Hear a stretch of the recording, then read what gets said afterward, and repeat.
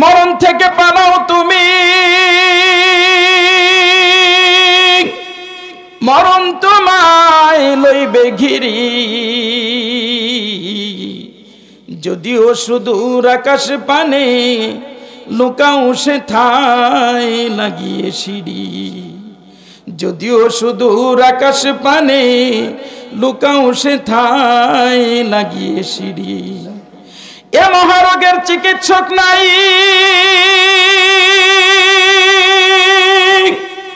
নাই কৌশলে ধরাতে। খুঁজিয়া কাতর হইলে কি হবে, পারিবে না তাহাই রুখিতে। খুঁজিয়া পাগল হইলে কি হবে, পারিবে না তাহাই ফিরাতে। পারবে? আল্লাহ রাব্বুল আলামিন বলতেছেন, বান্দারে শুনো, যারা মরণ থেকে নিজেদেরকে সেভ রাখতে চাও, এই পৃথিবীর জমিনে নয়, শুধু এই বাংলার জমিনে বহুত বড় বড় লোকদেরকে আমরা দেখেছি। এই যে করোনাকালীন সময়ে 2021 কিংবা 20 অথবা 19-এ কত বড় বড় লোক, যাদের বাংলাদেশের অর্ধেক সম্পদগুলো যাদের হাতে কুক্ষিত হয়ে রয়েছে। এই যে যমুনা গ্রুপের মালিক, যমুনা ইলেকট্রিসিটি, যমুনা ফ্রিজগুলো আমরা দেখি, যমুনা গ্রুপের মালিক জনাব বাবুল সাহেব, যিনি করোনায় অ্যাক্টিভ হয়ে গেছিলেন, যিনি করোনায় যাকে আক্রমণ করে ফেলেছিল, তিনি বাঁচার জন্য যখন হাউমাউ করতে লাগলেন, শুধু তাই নয়, ডাক্তারদের হাতে পায়ে পর্যন্ত ধরেছিল। ও ডাক্তার বাবা, আমাকে বাঁচান, আমার যদি সম্পদ আপনাকে দিয়ে দিতে হয় তাও দিয়ে দিব, কিন্তু আমাকে বাঁচান, আপনাকে আমাকে বাঁচান। ডাক্তাররা যখন তাকে বলে দিয়েছিল, না জিনা স্যার, না না, করোনায় যখন আপনার ভিতরে আক্রমণ করে ফেলেছে, করোনা যখন আপনার ভিতরে বাসা বেঁধে ফেলেছে, তখন আর কখনোই কোনোভাবেই আপনাকে বাঁচানো সম্ভব না, ঠিক কিনা? এই সংবাদটুকু যখন তিনি শুনলেন, ডাক্তারদের জবান থেকে যখন তার কর্ণকুহরে এই দুঃসংবাদ যখন পৌঁছল, তিনি ডাক্তারদের হাতে পায়ে ধরে কান্নাকাটি করলেন আর বললেন, আমার একটি অংশ নয়, দুটি অংশ নয়, ও ডাক্তার, আমাকে বাঁচাতে গিয়ে আমার সম্পদের মধ্যে থেকে তোমার যা কিছু প্রয়োজন হয় সব কিছুই তোমাকে আমি দিব, তুমি আমাকে বাঁচাও। বাঁচাতে পারছে? অথচ এই সমস্ত লোকদের জন্য দেখা যেত, তাদের তো এসি গাড়ি বাড়ির অভাব ছিল না, তাদের জন্য এসি গাড়ি বাড়ির অভাব ছিল না, তারা তো ভিআইপি রুমে থাকতো, যেখানে একটা মশা পর্যন্ত ঢুকতে পারতো না, ঠিক কিনা? একটি ময়লার কোণা পর্যন্ত যেখানে ঢুকতে পারতো না, এমন সেফটি নিয়ে এই জনাব বাবুল সাহেবের মতো আরো হাজারো বাবুল থেকে থাকতো। কিন্তু তারপরেও সেই সমস্ত সেফটিযুক্ত রুমে মালাকুল মউত আজরাইল পৌঁছেছে কিনা, জোরে বলেন। এজন্য আল্লাহ রাব্বুল আলামিন এই প্রসঙ্গটি টেনে তিনি তার আপন ভাষায় মহাগ্রন্থ কুরআনুল কারীমের মধ্যে স্পষ্ট করে জানিয়ে দিলেন, ও বাবুলের মতো হাজারো বাবুল, তোমরা যারা বেঁচে আছো, আমার রহম ছাড়া কোনো উপায় নাই। তোমরা যারা টাকার উপরে নির্ভরশীলতা করো, তোমরা যারা অর্থকরের উপরে, ধন সম্পদের উপরে নির্ভর হয়ে আছো, মনে রাখবেন, এই ধন সম্পদ ছেড়ে, এই পৃথিবীর জমিন ছেড়ে, এছি গাড়ি বাড়ি ছেড়ে একদিন আমি মাওলার কবরে অবশ্যই তোমাদেরকে আসতে হবে, ঠিক কিনা? পালিয়ে কোনো লাভ নাই। আছে পালিয়ে লাভ আছে? আইনামা তাকুনু ইদরিকুমুল মাউত ওয়ালাউ কুনতুম ফি বুরুজিম মুশাইয়াদা। এই মরণ থেকে যেখানেই পালাও না কেন, এই মরণ থেকে পালাতে গিয়ে, নিজেকে সেভ করতে গিয়ে যদি তুমি পাহাড়ের চূড়ায় গিয়ে আত্মগোপন করো, এরপরও মালাকুল মউত সেখানে গিয়ে পুষবে কিনা, জোরে বলেন। যদি তুমি আকাশের চূড়ায় গিয়ে ওঠো, এরপরও মালাকুল মউত তোমার কাছে গিয়ে পুষবে কিনা, জোরে বলেন। যদি তুমি লোহার জানলা দরজা আটকে সেই আবদ্ধ ঘরের মধ্যে নিজেকে যদি আত্মগোপন করো, তারপরেও মালাকুল মউত সেখানে গিয়ে পুষবে, ঠিক কিনা? যদি তুমি গ্লাস ফিটিং করা এসি রুমের মধ্যে যেখানে গিয়ে পৃথিবীর কোনো আলো বাতাস ঢুকে না, সেখানে গিয়ে যদি আশ্রয় গ্রহণ করো, আত্মগোপন করতে চেষ্টা করো, তারপরেও মালাকুল মউত সেখানে গিয়ে তোমার কাছে পুষবে কিনা জোরে বলেন। মালাকুল মউত সব জায়গায় পুষবে। এই মৃত্যুর হাত থেকে কেউ কি বাঁচতে পারছে? কোনো অর্থকড়ি দিয়ে, ঘুষপাট্টা দিয়ে মালাকুল মউতের হাত থেকে কেউ বাঁচতে পারছে? কোনো ধন ভাণ্ডার দিয়ে, কোনো ঘুষ দিয়ে, কোনো মেম্বারের পরিচয় দিয়ে, কোনো চেয়ারম্যানের পরিচয় দিয়ে, এমপির পরিচয় দিয়ে, মন্ত্রীর পরিচয় দিয়ে কেউ বাঁচতে পারবে না। সকলকে দুনিয়া থেকে চলে যেতে হবে, কেউ বাঁচতে পারবে না, কেউ বাঁচতে পারবে না। এ তো গেল বাম রামপন্থীদের কথা। এবার একটু খেয়াল করে দেখুন, যারা ডানপন্থী, যারা আল্লাহর জমিনটাকে আবাদ করার জন্য এসেছিলেন, দ্বীনের দাওয়াত নিয়ে এসেছিলেন, হযরত আদম আলাইহিস সালাতু ওয়াস সালাম থেকে নিয়ে দো জাহানের বাদশা কায়নামদার তাজদার মদিনা মুহাম্মদুর রাসূলুল্লাহ সাল্লাল্লাহু আলাইহি ওয়াসাল্লাম পর্যন্ত যত সমস্ত নবী রাসূলগণ দ্বীনের দাওয়াত দেওয়ার জন্য এই জমিনটাকে যারা আবাদ করার জন্য এসেছিলেন, তাদের কেউ কি বেঁচে আছেন নাকি? একটু খেয়াল করে জবাব দেন, বেঁচে আছেন নাকি? সাহাবায়ে কেরামগণ বেঁচে আছেন নাকি? তাবেঈনগণ বেঁচে আছেন নাকি? তাবেঈনগণ বেঁচে আছেন নাকি? আইএমএ মুজতাহিদিনগণ, সলফে সালেহিনগণ থেকে নিয়ে আজ পর্যন্ত যারা আছে এবং কিয়ামত পর্যন্ত যারা আসবে, তাদের প্রত্যেকের এই দুনিয়া থেকে চলে যেতে হবে, ঠিক কিনা জোরে বলে। কিন্তু গুনাহগাররা মনে করে যে আমরা বোধহয় বেঁচে থাকবো, আমাদের হায়াত বোধহয় কিয়ামত পর্যন্ত আছে। একটু আগেই তো বললাম, এই পৃথিবীর যারা স্বৈরা শাসক, তারা মনে করছে যে আমার ক্ষমতা, আমার শক্তিমত্তা, আমার সামর্থ্য, আমার প্রভাব প্রতিপত্তি, আমার জনবল, আমার ধন ভান্ডার কিয়ামত পর্যন্ত এভাবেই অটল অবিচল থাকবে। কিন্তু আল্লাহ তাআলা বলতেছেন যে না, কুল্লু নাফসিন যায়কাতুল মাউত, প্রত্যেকটি প্রাণীকেই মরতে হবে, ঠিক কিনা জোরে বলেন। যারা পাপিষ্ঠ বান্দাবান্দি, যারা নামাজ রোজা হজ যাকাত করে না, সামর্থ্য থাকা মাত্র যারা করে না, যারা আল্লাহ রব্বুল আলামিনকে ডাকাডাকি করে না, যারা মাদ্রাসা মসজিদকে বিশ্বাস করে না, যারা কোরআন হাদিস চিনতে চেষ্টা করে না, এমনকি যারা উলামায়ে কেরামদের পরামর্শ যারা মানে না, উলামায়ে কেরামদেরকে যারা গ্রহণ করে না, আল্লাহ রব্বুল আলামিন বলতেছেন ওরা হচ্ছে সবচাইতে এই জমিনের নিকৃষ্ট পাপিষ্ঠ, ঠিক কিনা জোরে বলে। ওরা মনে করতেছে এই সমাজের কিছু কিছু অপদার্থ যারা আছে, তারা মনে করে যে আলেমদের মওত যেভাবে হবে আমাদের মৃত্যুটাও ঠিক সেইভাবে হবে। চিৎকার দিয়ে বলুন নাউজুবিল্লাহ। এজন্য আল্লাহ রাব্বুল আলামিন বলতেছেন, বান্দারা শুন, যারা পাপিষ্ঠ তাপিষ্ঠ আছে শুন, ভালো করে জানেন। আম হাসিবাল্লাযীনা জাতারাহুস সাইয়্যাতি আন নাজআলাহুম কাল্লাযীনা আমানু ওয়া আমিলুস সালিহাতি সাওয়াআম মাহইয়াহুম ওয়া মামাতুহুম সাআ মা ইয়াহকুমুন। এই পৃথিবীর জমিনে যারা পাপিষ্ঠ বান্দাবান্দি আছে, তারা মনে করেন যারা নামাজ রোজা হজ যাকাত পালন করে, যারা দিনদার মুত্তাকি পরহেজগার ইমানদার হয়ে আছে, যারা আল্লাহ রাব্বুল আলামিনকে বিশ্বাস করে, যারা জান্নাতটাকে না দেখার পরেও যারা বিশ্বাস স্থাপন করেছে, যারা জাহান্নামটিকে না দেখার পরেও যারা বিশ্বাস স্থাপন করে নিয়েছে, ওদের মৃত্যু যেমনি ভাবে ভালোভাবে হবে, আমাদের মৃত্যুও ঠিক তেমনি ভালোভাবে হবে। নাউজুবিল্লাহ। ওদের ধারণা কত মন্দ। অথচ যারা আল্লাহর প্রিয় বান্দা, তাদের মৃত্যু আর গুনাহগারদের পাপিষ্ঠদের মৃত্যু কখনো কি এক হতে পারে? জোরে বলেন, হতে পারে? কখনোই হতে পারে না। সাইয়্যিদুনা ইব্রাহিম আলাইহিস সালাতু ওয়াস সালাম, হযরত মালাকুল মউত আজরাইল আলাইহিস সালাতু ওয়াস সালামের সাক্ষাৎ লাভের পর মালাকুল মউত আজরাইলকে বললেন, ও মালাকুল মউত আজরাইল, আমি দেখতে চাই আপনার সেই রূপ, যেই রূপে আপনি পাপিষ্ঠ বান্দাবান্দির রূহটাকে কবজ করেন, সেই রূপ সেই আকৃতি আমি একটু দেখতে চাই। মালাকুল মউত আজরাইল বললেন, ও সাইয়্যিদুনা ইব্রাহিম, আল্লাহর পয়গম্বর আল্লাহর নবী ইব্রাহিম, আপনি যদি সেই রূপ আমার দেখেন তাহলে কিন্তু আপনি সহ্য করতে পারবেন না, আপনি ঠিক থাকতে পারবেন না।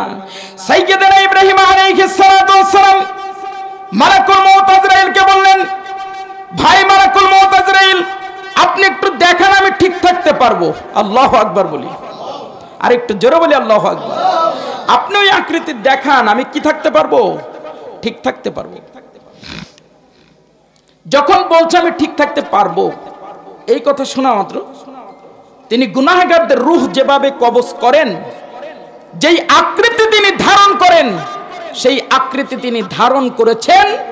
এরপরে এর আগে তিনি আবার সাইয়্যিদানা ইব্রাহিম আলাইহিস সালাতু ওয়াস সালামকে বলছেন যে আল্লাহর নবী ইব্রাহিম, আপনি একটু তাহলে পার্শ্ব পরিবর্তন করুন, আপনি একটু অন্যদিকে একটু ঘুরে দাঁড়ান, আমি সেই আকৃতিটা ধারণ করতে চাই। মালাকুল মউত আজরাইল আলাইহিস সালাতু ওয়াস সালাম সেই আকৃতি ধারণ করেছেন, যে আকৃতিতে বেনামাজিদের রূহটা কবজ করেন, সেই আকৃতি তিনি ধারণ করেছেন। যেই আকৃতিতে যারা হজ করার সামর্থ্য থাকা সত্ত্বেও হজ করেনি, যাদের আশেপাশে মাদ্রাসা মসজিদ থাকা সত্ত্বেও তারা মাদ্রাসা মসজিদকে গ্রহণ করেনি, ওই সমস্ত পাপিষ্ঠদের রূহ যেইভাবে কবজ করেন, সেই আকৃতি ধারণ করার পর সাইয়্যিদানা ইব্রাহিম আলাইহিস সালাতু ওয়াস সালামকে সালাম প্রদান করতেছেন।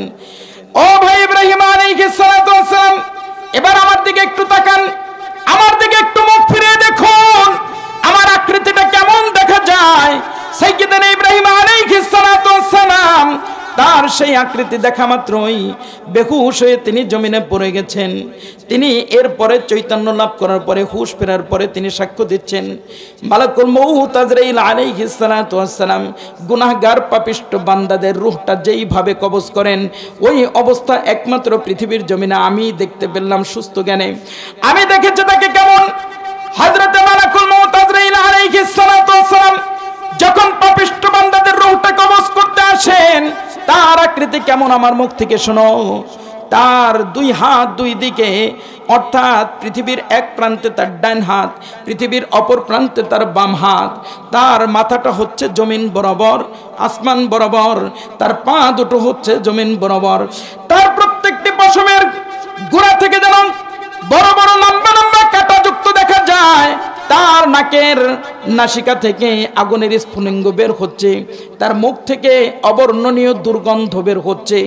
এই অবস্থা হযরত ইব্রাহিম আলাইহিস সালাতু ওয়াস সালাম বললেন, যদি কোনো পাপিষ্ঠ বান্দার রূহ কবজ করার জন্য এতটুকু আকৃতি শুধুমাত্র ধারণ করত, তাহলে তাকে এরপরে যদি কোনো শাস্তি নাও দিত, এটাই তার জন্য যথেষ্ট হয়ে যেত। চিৎকার দিয়ে বলি সুবহানাল্লাহ। কেমন আকৃতি! সাইয়্যিদানা ইব্রাহিম আলাইহিস সালাতু ওয়াস সালাম, যিনি আল্লাহর নবী, তিনি সাক্ষ্য দিচ্ছেন যে তার যে আকৃতি, মালাকুল মউতের যে আকৃতি ধারণ করেছেন, এই আকৃতিটুকু পাপিষ্ঠরা যদি শুধুমাত্র দেখত, এরপরে যদি কোনো শাস্তি তাদেরকে না দেওয়া হতো, এটাই আমার মনে হয় যথেষ্ট ছিল। আল্লাহু আকবার। কেমন আকৃতি! মুসলমানের সন্তানের একটু ভালো করে শুনুন, লম্বা চড়া কোনো কথা বলার মতো সময় নেই। তবে পাপিষ্ঠরা কেন মৃত্যুবরণ করতে চায় না, তারা মৃত্যু দেখে কেন ভেগে বেড়ায়, তাদের জন্য আল্লাহ রাব্বুল আলামিন যথেষ্ট রয়েছেন, তার আযাবগুলো যথেষ্ট রয়েছেন। এজন্য তারা মৃত্যু দেখে ভয় পায়। তারপরেও আল্লাহ রাব্বুল আলামিন বলতেছেন, ভেগে বেড়ায় পালিয়ে কোনো লাভ আছে নাকি? কুল ইন্নাল মাউতাল্লাযী তাফিররুনা মিনহু ফাইন্নাহু মুলাকীকুম সুম্মা তুরাদ্দুনা ইলা আলিমিল গায়বি ওয়াশ শাহাদাতি ফায়ুনাব্বিউকুম বিমা কুনতুম তা'মালুন। পাপিষ্ঠ বান্দারা পলায়ন করে, এইজন্য ওরা জানেন, এজন্য আল্লাহ রাসূল সাল্লাল্লাহু আলাইহি ওয়াসাল্লামের জবান দিয়ে আল্লাহ রাব্বুল আলামিন ঘোষণা করে দিচ্ছেন, কুল, ওগো নবী আপনি বলে দিন, ইন্নাল মাউতাল্লাযী তাফিররুনা মিনহু, যেই ব্যক্তিরা মৃত্যু দেখে পলায়ন করতে চায়, ভেগে বেরোতে চায়, ফাইন্নাহু মুলাকীকুম, ওদেরকে বলে দাও মৃত্যু মালাকুল মউত তোমাদের সাথে অবশ্যই সাক্ষাৎ করবে। ঠিক কিনা? মুলাকাত করবে। ফাইন্নাহু মুলাকীকুম, মুলাকাত করবে। মুলাকাতটা আবার কি জিনিস, এটা আবার কোন হালুয়া, বোঝার দরকার আছে না নাই? আমরা মুসলমান, একে অপরের সাথে সাক্ষাৎ হলে আমরা প্রথমে কি দেই? জোরে বলেন। এরপরে দ্বিতীয়ত আমরা কি করি? তৃতীয় আমরা কি করি? একজন আরেকজনকে কোলাকুলি করি, যেটাকে বলা হয় মুআনাকা বা মুলাকাত। এই যে মুলাকাত একজন আরেকজনের, ওখানে কেউ আওয়াজ করবেন না, দয়া করে কেউ আওয়াজ করবেন না, বসে যান, বসে দেন, নাহলে আলোচনা বন্ধ করে দিচ্ছি। এই যে মুলাকাত, এই যে আমরা যখন একে অপরের সাথে যখন মুলাকাত করি, আমাদের বুকে কাপড় থাকে, কি থাকে? এই কাপড় থাকার কারণে মুলাকাতরা চামড়ার সাথে একজন আরেকজনের বুকের চামড়ার সাথে কি মিশে? মিশে না। তাহলে এই মুলাকাতে কিছুটা হলেও গ্যাপ রয়েছে, ঠিক কিনা? আর এই আয়াতের তাফসিরে আমি বলবো, এই আয়াতের তাফসিরে আমি বলবো ফাইন্নাহু মুলাকিকুম। আল্লাহ রাব্বুল আলামিন সূরা নাজিআতের মধ্যে বলতেছেন ওয়ান নাজিআতি গরকা। উলামায়ে কেরামগণ সামনে আছেন, কাছে আসেন। ওয়ান নাজিআতি গরকা ওয়ান নাশিতাতি নাশতা। বাংলা একটা কথা, আমি যেহেতু চিঠি চলে এসেছে, বাংলায় খুব সিম্পল ভাবে বলি। আমরা এই ওয়ান নাজিআতি গরকা ওয়ান নাশিতাতি নাশতার দ্বারা আমরা কি বুঝলাম, এটা বুঝাবো আমি বাংলায়। আমরা ছোটবেলা অনেক সময় শালুক তুলতাম না পানির ভিতরে?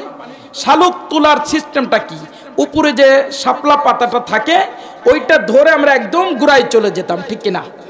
এরপরে মাটির নিচ থেকে ওটাকে চিমটি দিয়ে ধরে এরপর আমরা উঠায় নিয়ে আসতাম, ঠিক কিনা? ঠিক মালাকুল মউত আজরাইল আলাইহিস সালাতু ওয়াস সালাম গুনাহগার পাপিষ্ঠদের সাথে মুলাকাত করবেন। এইভাবেই তাদের জানটাকে কবজ করার জন্য যখন মালাকুল মউত আজরাইল আলাইহিস সালাতু ওয়াস সালাম যাবেন, তখন পাপিষ্ঠদের রূহ মালাকুল মউতকে দেখা মাত্রই দিক বিদিক দৌড়াদৌড়ি করবে। নাউজুবিল্লাহ বলেন। কখনো বা পায়ের নিচে যাবে, কখনো বা হাঁটুর নিচে, কখনো বা মাথার কাছে আসবে। তার মানে সে বের হতে চাবে না। সে কি হতে চাবে না? বের হতে চাবে না। তখন মালাকুল মউত আজরাইল আলাইহিস সালাতু ওয়াস সালাম তার কুদরতি হাতটা ওইভাবে খপ করে ঢুকিয়ে দিয়ে তার জানটাকে ওইভাবেই নিয়ে আসবেন যেমনি ভাবে আমরা শালুকগুলো তুলতাম, ঠিক কিনা? এজন্য আমার মা বোনেরা যারা আছেন ভালো করে শুনুন। একটি দিন আমরা এমন ভাবে এসেছি, যখন আপনার বিয়ে হয়েছে, স্বামীর ঘরে আপনি যেদিন এসেছিলেন সেদিন কিন্তু আপনি নতুন কাপড় চোপড় পরিধান করে এসেছিলেন, ঠিক কিনা? আবার এমন একটি দিন আসবে, এমন একটি দিন আসবে সাদা কাপড়ে 3 টুকরা বা 5 টুকরা কাপড়ের কাপড়ে প্যাকেট হয়ে আমাদেরকে ঘর থেকে বেরিয়ে যেতে হবে, ঠিক কিনা?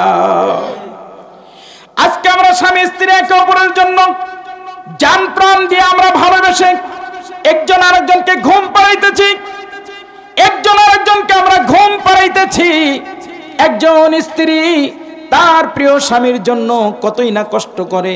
শুধু কষ্ট নয়, যখন দেখা যায় স্বামী তার স্ত্রীর কাছে ঘুমিয়ে যায়, স্বামীর শরীরে যদি কিনা মশামাছি বসে, তাহলে ওই স্ত্রী তার শরীর থেকে মশাগুলো দূর করে দেয়, ঠিক কিনা? জোরে বলেন। কিন্তু দেখেন নির্মম পরিহাস, বাস্তবতার নিরিখে আমি একটু উল্লেখ করবো এভাবে, যখন আপনি আমি মৃত্যুবরণ করব, এই প্রাণপ্রিয় স্ত্রী যার জন্য আমি জীবনটা ভর খেটে খেটে মরেছি, যার জন্য আমি নতুন কাপড় পরানোর জন্য, ভালো একটি সাবান কিনে দেওয়ার জন্য, ভালো কোনো খাবার দাবারের জন্য এই স্ত্রীর জন্য আমি পরিশ্রম করেছিলাম, ঠিক কিনা? আমি যখন মৃত্যুবরণ করব, এই স্ত্রী সন্তানদেরকে ডেকে ডেকে বলবেন, ও আমার সোনার টুকরা, কলিজার টুকরা, চলে আসো এদিকে, যাও যাও, জলদি করে চলে যাও। তোমরা তোমাদের ইমাম সাহেবকে যেয়ে খবর দাও, তোমার বাবা দুনিয়া থেকে চলে গেছে। মাইকে যেন তিনি এলান করে ঘোষণা করে দিয়ে দেন, অমুকের বাবা অমুক দুনিয়া থেকে চলে গেছেন, ঠিক কিনা?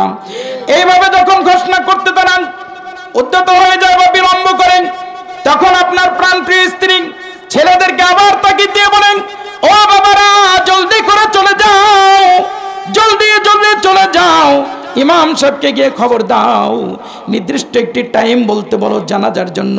কারণ তোমার বাবার লাশ যদি বেশিক্ষণ ঘরে রাখা হয়, ঘর থেকে দুর্গন্ধ বেরিয়ে যাবে, ঘর থেকে দুর্গন্ধ বের হবে।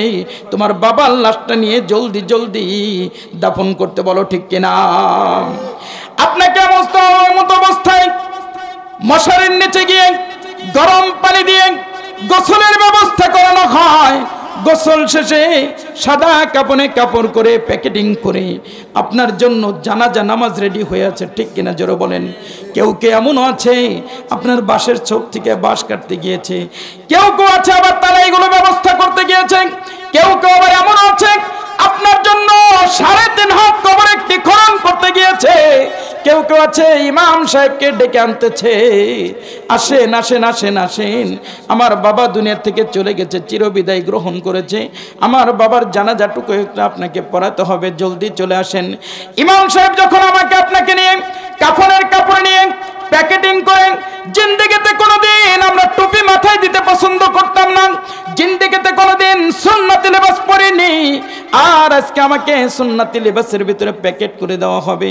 আহারে কি দুঃখ, কি জ্বালা যন্ত্রণা, আমার সাথে তখন কেউ যাবে না।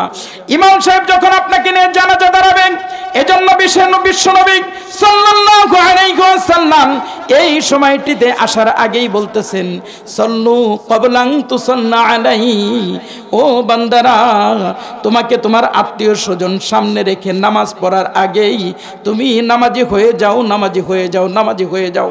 তোমার এই জানাজা নামাজ আসার পূর্বেই তোমাকে আল্লাহর রাসূল নামাজি হতে বলতেছেন। বেনামাজিদের জন্য কেমন শাস্তি রয়েছে সেই দিকে আমি আর যেতে পারতেছি না। বেনামাজিদের জন্য বিশাল শাস্তি, শুধুমাত্র সংক্ষিপ্ত আকারে বলল, শুধুমাত্র সংক্ষিপ্ত আকারে আমি আপনাদেরকে এতটুকু শুনে যাই। যখন কিনা আপনি ফজরের নামাজ কাজা করেছেন বা কামাই করেছেন, জোহরের নামাজ কাজা করেছেন, আসরের নামাজ কাজা করেছেন, মাগরিবের নামাজ কাজা করেছেন, এশারের নামাজ যখন আপনি কাজা করেছেন, এমত অবস্থায় এই 5 ওয়াক্তের জন্য রক্ত চক্ষু বিশিষ্ট বিষাক্ত সাপ এসে আপনাকে দংশন করবে। একবার দংশন করলেই কিয়ামত পর্যন্ত সেই বিষ আপনার গায়ে লেগে থাকবে। নাউজুবিল্লাহ। এই আযাব থেকে আমাদেরকে মুক্তি পাওয়ার দরকার আছে না নাই? জোরে বলেন, আছে না নাই? আমার মা বোনেরা যারা আছেন একটু মনোযোগ দিয়ে শুনুন। কবরে কি কারো কোনো পরিচয় চলবে নাকি? জোরে বলেন একটু। কোনো পরিচয় চলবে? কোনো পরিচয় চলবে না। হযরত ফাতেমা রাদিয়াল্লাহু তাআলা আনহা বিশ্বনবী সাল্লাল্লাহু আলাইহি ওয়াসাল্লামের কন্যা, তার যখন ওফাত হয়ে গেছে, সাহাবায়ে কেরামগণ যখন তাকে মাদফুন করার জন্য, কবরস্থ করার জন্য নিয়ে গেছেন, হযরত আবু যর গিফারী রাদিয়াল্লাহু তাআলা আনহু কবরে লাশটিকে নামানোর পরে কবরকে প্রশ্ন করতেছেন, ও কবর ভালো করে শোনো, সাবধান হয়ে যাও কবর, এর সাথে কিন্তু বেদবি করবে না। ও কবর, তোমাকে আজকে তোমার মধ্যে কাকে রাখা হচ্ছে জানো নি? কবর জবাব দেয় না। হযরত আবু যর গিফারী রাদিয়াল্লাহু তাআলা আনহু চিৎকার দিয়ে, হুঙ্কার দিয়ে কবরকে বলতেছে, কবর রে সাবধান সাবধান সাবধান, তোর ভিতরে হযরতে হাসান হোসেন রাদিয়াল্লাহু তাআলা আনহুর মাকে রাখা হচ্ছে, যারা জান্নাতের যুবকদের সর্দার হয়ে যাবে। কবর থেকে কোনো জবাব আসে না। কবর আবার ডেকে বলতেছে, কবরকে আবু যর গিফারী ডেকে বলেন, ও কবর সাবধান সাবধান হয়ে যাও, তোমার মধ্যে আজকে কাকে রাখা হচ্ছে জানো নি? কবর থেকে কোনো জবাব আসে না। কবরকে আবু যর গিফারী ডেকে বলে, কবর রে শোনো, তোমার ভিতরে হযরতে আলী রাদিয়াল্লাহু তাআলা আনহুর স্ত্রীকে রাখা হচ্ছে। সুবহানাল্লাহ। কবর থেকে কোনো জবাব আসে না। কবরকে আবার প্রশ্ন করা হলো, কবর তোমার মধ্যে আজকে কাকে রাখা হচ্ছে জানো নি?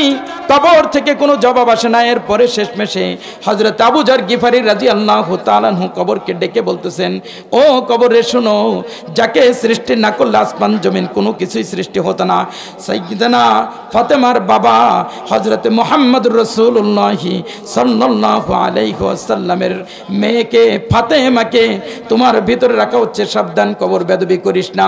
কবর থেকে কোনো জবাব আসে না। কবর আল্লাহ রাব্বুল আলামিনকে ডেকে বলেন, ও মাবুদ, তোমার আবু যর গিফারী এতগুলো প্রশ্ন করলাম, একটা প্রশ্নেরও জবাব দিতে পারিনি। ও মাবুদ, আমার জবানটা যদি কিনা তুমি একটু খুলে দিতা, তোমার আবু যরকে আমি একটু প্রশ্নের উত্তর দিয়ে দিতাম। কবরের জবান খুলে গেল।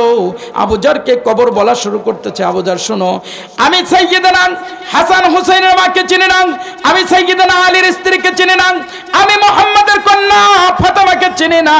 আমার কবরের মধ্যে যারা, আমার গর্তের মধ্যে, আমার পেটের মধ্যে যারা সওয়াব আর আমল নিয়ে আসতে পারবে, একমাত্র তাদেরকে আমি চিনি, আর কাউকেই আমি চিনি না। চিৎকার দিয়ে বলুন সুবহানাল্লাহ। কাউকে আমি চিনি না। এই জন্য আসুন, যারা আজকে এখানে উপস্থিত আছেন, যারা আসতে পেরেছেন, যে সমস্ত মা বোনেরা এসেছেন, তাদের জন্য আমি তেমন কোনো কিছু বলতে পারিনি। এতটুকু বলবো যে এই কবরে সবাইকে যেতে হবে, এই কবরে সবাইকে যেতে হবে। ওই কবরে যাওয়ার আগে আমরা যেন ইমানদার, দিনদার, মুত্তাকি, পরহেজগার হতে পারে, আল্লাহ তাআলা যেন সেই তৌফিক আমাদেরকে দান করেন। সকলে বলে আমিন। ওয়া আখিরু দাওয়ানা আনিল হামদুলিল্লাহি রাব্বিল আলামিন।